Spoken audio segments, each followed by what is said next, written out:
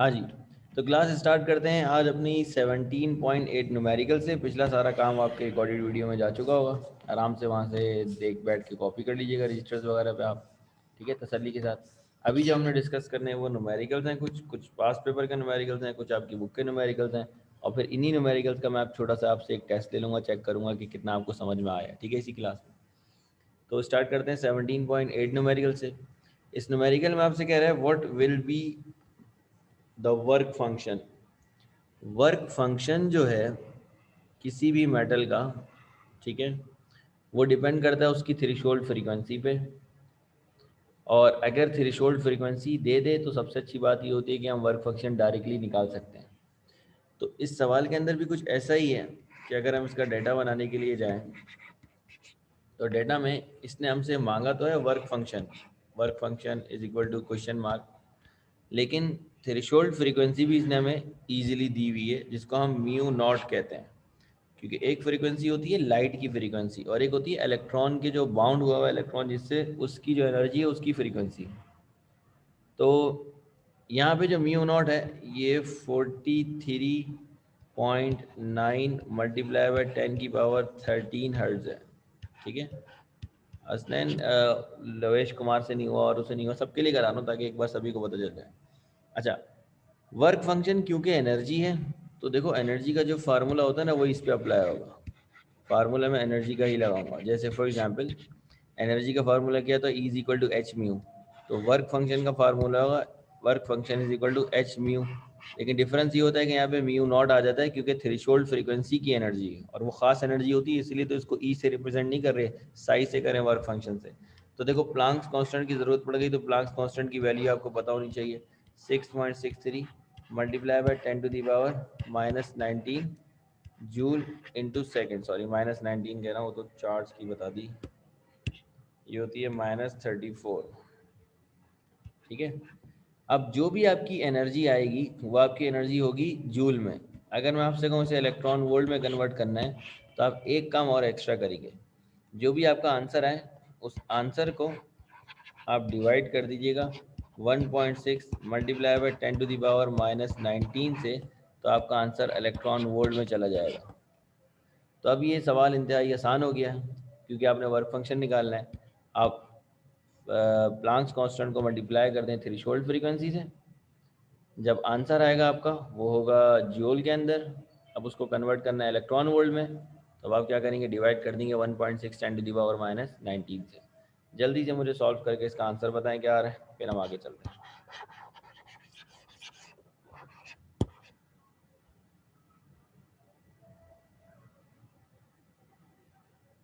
हसनैन ने तो कर लिया, आंसर भी बता दिए।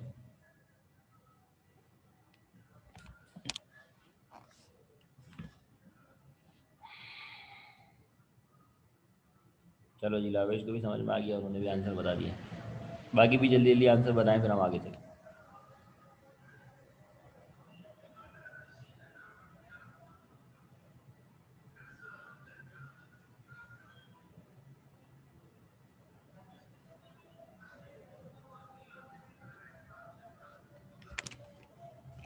होमवर्क करता कौन है, अगर किया होता तो जल्दी जल्दी आंसर नहीं बता रहे होते तुम्हारी तरह।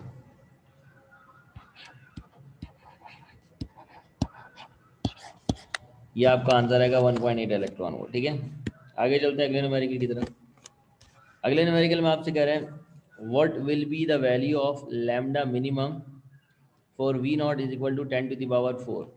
देखो इस सवाल का ताल्लुक कोई फोटो इलेक्ट्रिक इफेक्ट से नहीं है, लेकिन हमें ये पता है कि काइनेटिक एनर्जी भी एक एनर्जी है जो कि वोल्टेज पे डिपेंड करती है और उससे रिलेट कर सकती है आपकी लाइट वेवलेंथ या फिर आपकी जो फ्रीक्वेंसी है वो।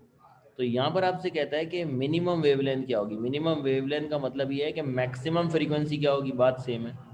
तो यहाँ पर सबसे पहले मैं आपको फार्मूला ड्राइव करवा देता हूँ। वैसे तो बुक के अंदर ये फार्मूला डायरेक्ट दिया हुआ है, ड्राइव करने की ज़रूरत नहीं है, लेकिन फिर भी मैं आपको करा देता हूँ कि देखें अगर आप सारी की सारी एनर्जी को काइनेटिक एनर्जी के अंदर कन्वर्ट कर लें तो इसका मतलब ये होगा कि मैक्सिमम फ्रीक्वेंसी के ऊपर काइनेटिक एनर्जी मिली है। और जब मैक्सिमम फ्रीक्वेंसी होगी तो ऑब्वियसली वेवलेंथ आपकी मिनिमम होगी। तो एनर्जी का फार्मूला होता है एच म्यू और काइनेटिक एनर्जी का फार्मूला होता है वी नॉट इंटू ई। अब फ्रीक्वेंसी बराबर होती है सी अपॉन लैम्डा। तो एच इसकी जगह मैंने रख दिया सी अपॉन लैम्डा, और ये लैम्डा मेरा कहलाएगा minimum is equal to V naught E. अब इसको आप उस तरफ भेज दीजिए और वी नॉट ई को नीचे ले आइए, तो आपके पास लैम्डा मिनिमम का क्या फार्मूला बन जाएगा, lambda minimum is equal to H C divided by V naught into E. ठीक है, तो देखिए सारी चीज़ें कांस्टेंट है, सिर्फ आपको वी नॉट चाहिए था और वी नॉट उसने दिया हुआ है।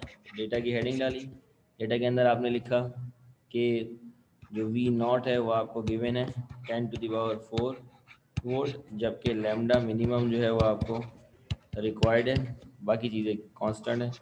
एच जो है वो होता है 6.63 मल्टीप्लाई बाय 10⁻34 जूल। सी जो होता है वो होता है 3 मल्टीप्लाई बाय 10⁸ मीटर पर सेकेंड, और एक इलेक्ट्रॉन का जो चार्ज होता है वो होता है 1.6 मल्टीप्लाई बाय 10⁻⁻19 कूलम। ठीक है जी, क्लियर है। अब फार्मूला बता दिया है, सिर्फ वैल्यूज पुट करनी है, आपका आंसर आ जाएगा। आंसर लाएं, आगे चलते हैं।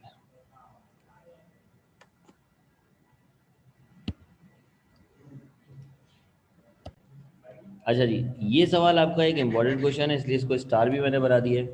ये पेपर के अंदर बहुत ज़्यादा रिपीट हुआ है, 5 ईयर के अंदर आपको बहुत बार मिलेगा, सिमिलर क्वेश्चन मिलेगा इस तरह के बहुत। कहता है a sodium surface shine with the light of wavelength. तो डेटा के अंदर देखिए, इसने सबसे पहले आपको जो इंसिडेंट लाइट है ना उसकी वेवलेंथ बता दी। एंड क्या आएगा, ये क्या होता है, और ये जो है ये वेवलेंथ, इसको मैं लैम्डा से रिप्रेजेंट करूंगा और इससे मैं एनर्जी निकाल सकता हूँ 3 मल्टीप्लाई बाय 10⁻⁻7 मीटर, क्योंकि हर वेवलेंथ और उसके करस्पॉन्डिंग एनर्जी जो होती है वो आपकी सेम होती है। 1.24 आएगा ना, आंसर बता तो दिया था। और दूसरा आपको वर्क फंक्शन दिया हुआ है इसका, कि वर्क फंक्शन जो इसका है वो है 2.46 इलेक्ट्रॉन वोल्ट। आपसे कहता है फाइंड द काइनेटिक एनर्जी, ये बताएं कि काइनेटिक एनर्जी क्या होगी इसकी। और दूसरी चीज़ आपसे पूछता है बताएं कट ऑफ वेवलेंथ क्या होगी। अब एक चीज़ यहाँ पर आप याद रखिए, जो कट ऑफ वेवलेंथ है उसका ताल्लुक थ्रेशोल्ड फ्रीक्वेंसी से है। जब फ्रीक्वेंसी थ्रेशोल्ड होती है तो उस वक्त जो वेवलेंथ होती है वो कट ऑफ वेवलेंथ होती है।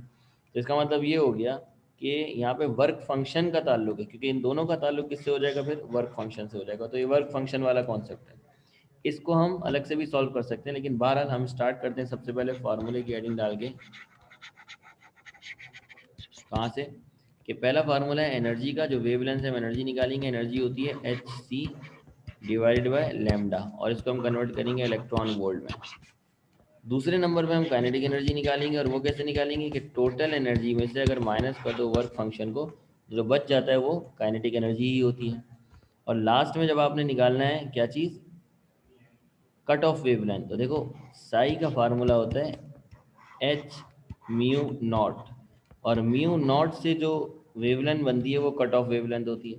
तो अगर मैं म्यू नॉट की जगह वैल्यू रख दूँ psi is equal to H C divided by lambda रख दूँ, तो यहाँ पे लैम्डा सी आएगा, क्योंकि इसके करस्पॉन्डिंग जो वेवलेंथ होगी वो कट ऑफ वेवलेंथ होगी। यहाँ से लैम्डा सी की वैल्यू निकालो, तो लैम्डा सी किसके बराबर आ जाएगा आपका, H C divided by psi के। ये फार्मूला आपने ड्राइव कर लिया। अब चलते हैं सोल्यूशन की तरफ। ये याद कर लीजिएगा डेटा के अंदर कि ये 3 एक्सपोनेंशियल -7 है और ये 2.46 है। ठीक है, वहाँ पे सॉल्व करना होगा। तो सबसे पहले हमने एनर्जी निकाली, energy is equal to H C divided by lambda. Energy is equal to H आपको मालूम है कितना है, 6.63 multiply by 10⁻⁻34 multiply by 3 multiply by 10⁸ divided by lambda की जगह 3 मल्टीप्लाई बाय 10⁻⁻7। जो भी आपकी एनर्जी आएगी उसकी जो यूनिट होगी वो क्या होगी, जूल होगी। आपने इसको कन्वर्ट करना है किसके अंदर, इलेक्ट्रॉन वोल्ट में। तो आप डिवाइड कर देंगे किससे, आपको मालूम है इलेक्ट्रॉन वोल्ट में आपका आंसर आ जाएगा। किससे डिवाइड करेंगे, डिवाइड करेंगे 1.6 मल्टीप्लाई बाय 10⁻⁻19 कूलम से। तो मुझे जो एनर्जी है वो निकाल के दीजिए। जब एनर्जी आ जाएगी तो हम काइनेटिक एनर्जी बड़े आराम से निकाल लेंगे। काइनेटिक एनर्जी बराबर होती है ई माइनस वर्क फंक्शन के, दोनों इलेक्ट्रॉन वोल्ट में है तो माइनस हो सकती है, तो यहाँ से आपके पास काइनेटिक एनर्जी आ जाएगी जो भी आपने निकालनी है। ये आ गई भाई 4 जूल में नहीं, जूल में नहीं, इलेक्ट्रॉन वोल्ट में बता रहे हो, 4.14 इलेक्ट्रॉन वोल्ट, ठीक है, जूल में नहीं बताया है। चलो भाई जूल में खुद ही देखने का क्या आ रही है। अब इसको माइनस कर दो, 4.14 को माइनस कर दो 2.46 से, क्या आंसर आएगा?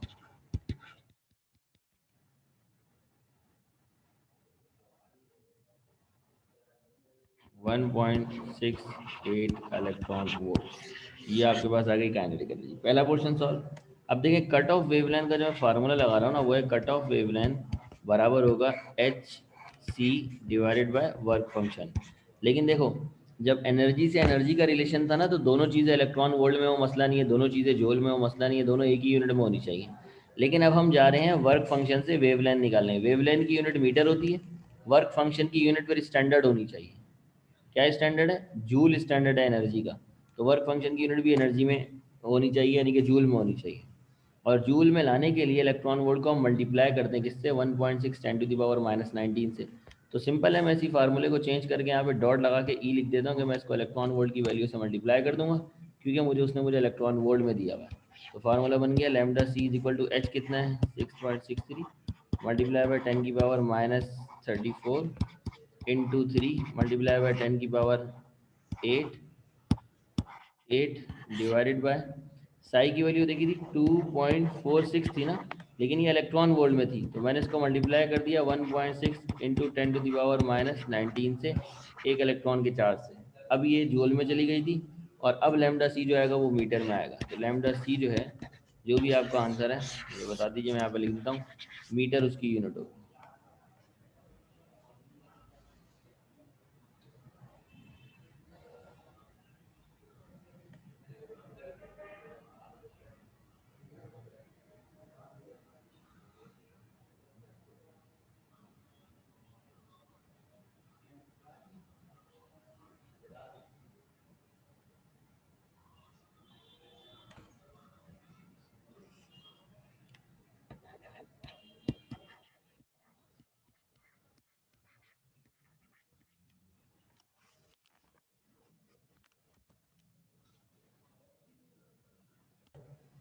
इस सवाल के अंदर एक्स्ट्रा प्रॉब्लम के अंदर आपसे कह रहे हैं the range of the visible light is 4000 angstrom to 7000 angstrom. इसका मतलब इसने आपको वेवलेंथ दी हुई है, क्योंकि वेवलेंथ की जो यूनिट है वो मीटर होती है, और मीटर का कन्वर्जन ही आपका एमस्ट्रॉन्ग है।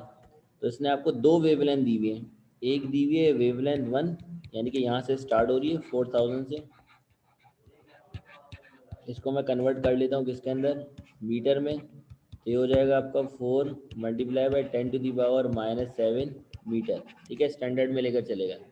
ये आपको नहीं मिलेगी बुक के अंदर। और अगर मैं बात कर रहा हूँ लैम्डा 2 की, जो दूसरी वेवलेंथ है वो है 7000 एमस्ट्रॉन्ग। इसको अगर कन्वर्ट करूँगा तो ये हो जाएगा 7 मल्टीप्लाई बाई 10⁻⁻7 मीटर। अब बात ये है कि इसने आपसे सवाल किया है कि मेरे पास एक कॉपर का सरफेस है जिसका वर्क फंक्शन आपको बता रहे हैं 4.4 इलेक्ट्रॉन वोल्ट है। बताएं इस लाइट को, जो रेंज है 3000 से लेके 7000 की लाइट, तमाम लाइट को मैं इसके ऊपर अगर गिराऊं, फॉल करूं, तो क्या फोटो इलेक्ट्रिक का इफेक्ट स्टार्ट होगा? और मैथमेटिकली साबित करो कि स्टार्ट नहीं होगा, मैथमेटिकली प्रूव भी करो। तो फार्मूलों की अगर मैं बात करूं, तो फार्मूलों से पहले मैं ज़रा आपको एक कॉन्सेप्ट समझा दूँ। देखो, मैं आपसे कहता हूँ कि वर्क फंक्शन जो है, यानी कि एक चीज़ जो है उसकी कीमत जो है वो 500 रुपये, यूँ समझ, ठीक है।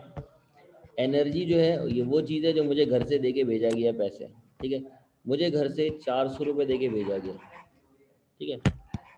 अब मैं आपसे सवाल करूँ, मेरे पास 400 रुपये हैं, जो चीज़ है वो 500 रुपये की है, क्या मैं ख़रीद पाऊँगा? तो इसका आंसर है नो, क्योंकि आपके पास -100 आंसर आ रहा है, 100 रुपये की कमी, ठीक है ना। लेकिन अगर मैं आपसे कहूँ मुझे एनर्जी जो है, एनर्जी जो है वो 600 रुपये यानी कि दे के भेजा गया है, तो अब बताएं क्या मैं लेकर आ सकता हूँ? तो आप कहेंगे हाँ बिल्कुल, 500 रुपये की वो चीज़ है, बाकी की जो पैसे हैं वो आपके बचत हैं, वो 100 रुपये, ठीक है ना। अब आप 100 रुपये वापसी भी लेकर आएंगे और वो चीज़ भी लेकर आएंगे। बात समझ में आई? यही काम यहाँ पर है। कहता है कि बताओ फोटो इलेक्ट्रिक का फिनोमेना स्टार्ट होगा या नहीं। तो ये मुझे बताएगी एनर्जी। मुझे एनर्जी चेक करनी है कि मुझे उन्होंने कितने पैसे दिए। भाई मुझे ये पता है वो चीज़ कितने की है, 4.4 की, और मुझे कितने पैसे दे के भेजा है मुझे ये नहीं पता। तो ज़रा वो कैलकुलेट करते हैं। उसके लिए एनर्जी का फार्मूला लगेगा। पहले E1 निकाल लेते हैं कि इस फार्मूले थे Sc/λ1 से, और उसे इलेक्ट्रॉन वोल्ट में कन्वर्ट कर लेंगे।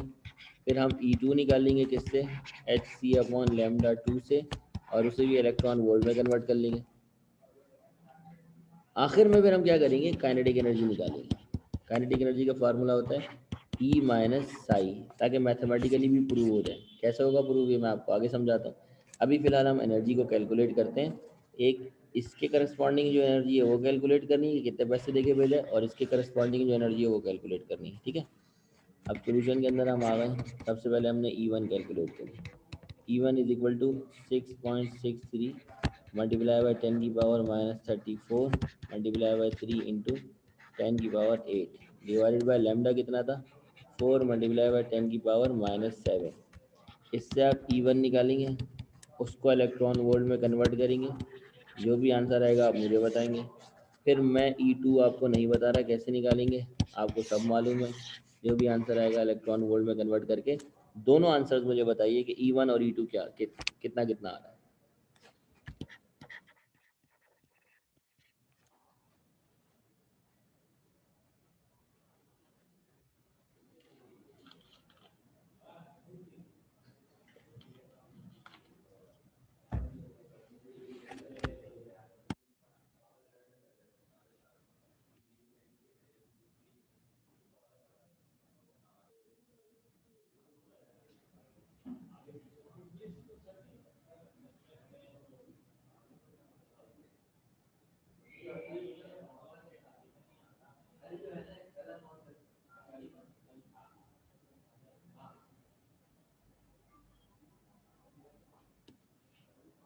ठीक है, E1 आपका आ रहा है 3.1 इलेक्ट्रॉन वोल्ट, और E2 आपका क्या आ रहा है।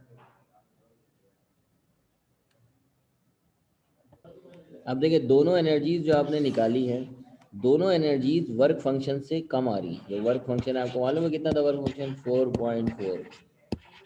तो ना आप इस एनर्जी से फोटो इलेक्ट्रिक इफेक्ट स्टार्ट करवा सकते हैं ना इस एनर्जी से। तो मैथमेटिकली कैसे साबित करेंगे, आप निकालेंगे काइनेटिक एनर्जी। 4 E1 के लिए मैं करा रहा हूँ, E2 खुद करिएगा। तो आप E1 में से माइनस करेंगे वर्क फंक्शन को। E1 कितना है, 3.1। काइनेटिक एनर्जी वर्क फंक्शन कितना है, 4.4। जो भी आपका जवाब आएगा मुझे नहीं पता, लेकिन ये पता है कि वो नेगेटिव में होगा।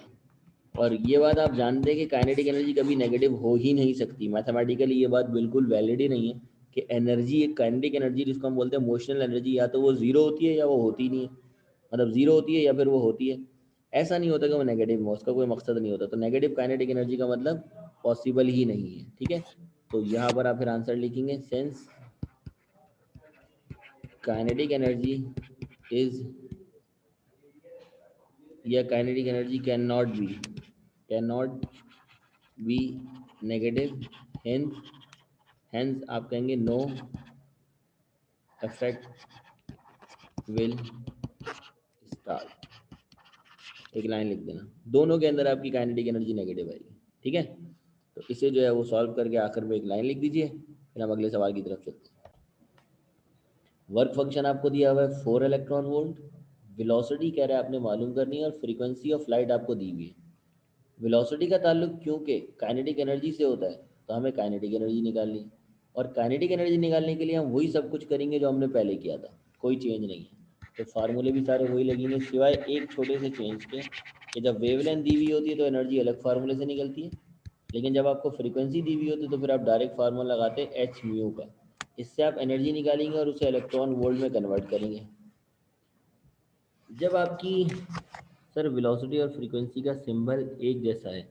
हाँ, वेलोसिटी को हम पता है क्या करते हैं, आसानी के लिए प्रॉब्लम को सॉल्व करने के लिए हम वेलोसिटी को नीचे से घुमाते नहीं है, ऊपर से घुमाते हैं। और जो फ्रीक्वेंसी है उसको नीचे से पतला लेके आते हैं, नीचे से ये वाली साइड इसकी पतली होती है। तो ये दोनों सिंबल जो है ना फिर वो आपके अलग लगेंगे। अभी तो इसके अंदर वोल्टेज भी आ जाता है जो बिल्कुल सीधा जाता है, वो वोल्टेज होता है V। तो तीन चीज़ें हैं आपके पास, तीनों को अलग रखना वरना बड़ा मसला हो जाएगा। बाकी यूनिट भी बता देती है, यूनिट से पता चल जाता है कौन सी फिजिकल क्वांटिटी दी हुई है। अच्छा, इलेक्ट्रॉन वोल्ट में आपने निकाल ली फ्रीक्वेंसी, फिर आपने निकालनी है काइनेटिक एनर्जी। काइनेटिक एनर्जी आप किस फार्मूले से अगर निकालेंगे, काइनेटिक एनर्जी निकालेंगे ई को माइनस कर लें वर्क फंक्शन से तो काइनेटिक एनर्जी आ जाएगी। फिर आप काइनेटिक एनर्जी का वेलोसिटी निकालने के लिए फार्मूला लगाएंगे कि काइनेटिक एनर्जी बराबर होती है हाफ एम वी स्क्वायर के। तो ये तीन फार्मूले लगेंगे, आपका न्यूमेरिकल जो है वो सॉल्व हो जाएगा।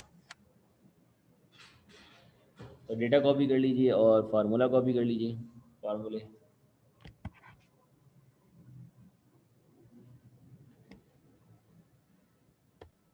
Okay on. यहाँ से जो आप एनर्जी हासिल करेंगे वो किसके अंदर होगी, जूल के अंदर होगी। आपने इसको कन्वर्ट करना है इलेक्ट्रॉन वोल्ट में, तो आप डिवाइड कर देंगे, किससे डिवाइड कर देंगे, एनर्जी को डिवाइड कर देंगे 1.6 मल्टीप्लाई बाई 10⁻⁻19 से। तो आपकी जो एनर्जी है वो आ जाएगी किसके अंदर, इलेक्ट्रॉन वोल्ट में। और यहाँ मुझे आंसर बताया जा रहा है 12.3 जो है इलेक्ट्रॉन वोल्ट में आंसर आएगा। ठीक है, आप लोगों ने जो बताया। अच्छा, अब हम क्या करेंगे, 12.43 है या 12.4, चलो 12.43 कर लेते हैं, ये आपका आंसर आ गया। ठीक है, एनर्जी का। अब निकालते हैं काइनेटिक एनर्जी। तो भाई काइनेटिक एनर्जी आपकी बराबर होती है किसके, एनर्जी को माइनस कर दो वर्क फंक्शन से। एनर्जी है आपकी 12.43 minus kinetic energy, work function कितना था 4 इलेक्ट्रॉन वोल्ट, तो वर्क फंक्शन 4 से इसको माइनस कर दिया। अब मुझे बताएं काइनेटिक एनर्जी कितनी आ गई आपकी, 8.43 इलेक्ट्रॉन वोल्ट। अब आपने काइनेटिक एनर्जी से वेलोसिटी निकालनी है, फॉर वेलोसिटी। तो याद रहे आपकी काइनेटिक एनर्जी होनी चाहिए स्टैंडर्ड में, यानी कि जूल में होनी चाहिए। 1.24 नहीं है लोवेश कुमार, दोबारा चेक करो, आप कोई गलती कर रहे हो, 12.4 है।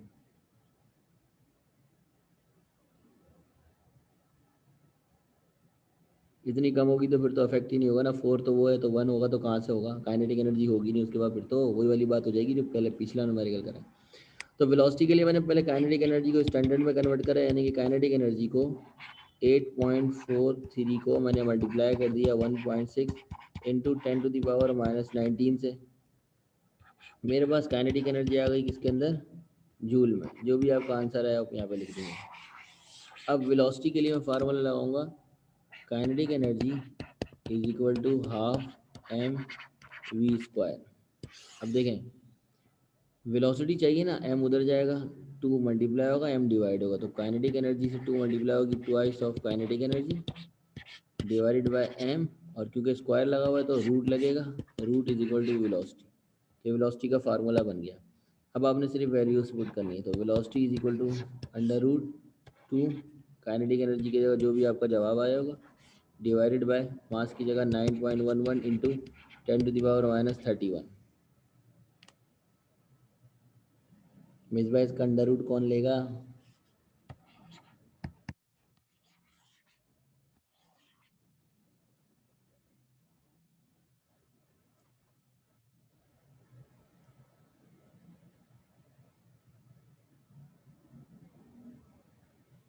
रूट लेने के बाद ये जवाब आएगा नहीं, कोई गलती करिए दोबारा चेक करो।